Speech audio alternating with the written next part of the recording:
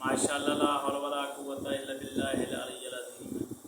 औज़ु बिल्लाहि मिनश शैतानिर रजीम। बिस्मिल्लाहिर रहमानिर रहीम। अस्सलामु अलैकुम नाज़रीन।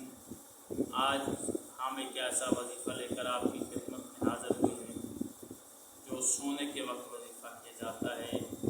जब आप सोने की तैयारी कर रहे हों, बावज़ू होकर नमाज तो आप वैसे अदा कर चुके होंगे मगरिब और इशा की।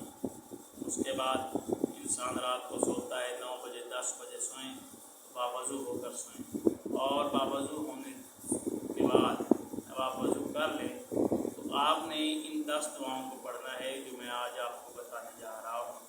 ये 10 दुआएं पढ़कर एक एक बार आप पढ़ सकते हैं, ज़्यादा बार भी पढ़ सकते हैं, और फिर आपने सो जाना है।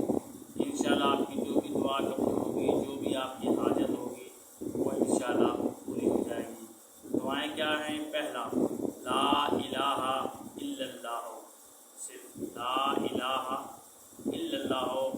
दूसरा है आए करीमा, आए करीमा ला इलाहा इल्लल्लाह अन्ता सुब्हानका इन्नी कुन्तु मिनज़ ज़ालिमीन। ये आए करीमा है, इसको आपने पढ़ना है। फिर आपने अस्तग़फिरुल्लाह, फिर सुबहानल्लाह, फिर अल्हम्दुलिल्लाह, फिर अल्लाहु अकबर, फिर ला हौला वला कुव्वता इल्ला बिल्लाह, ला हौला वला कुव्वता इल्ला बिल्लाह, ये पढ़ेंगे।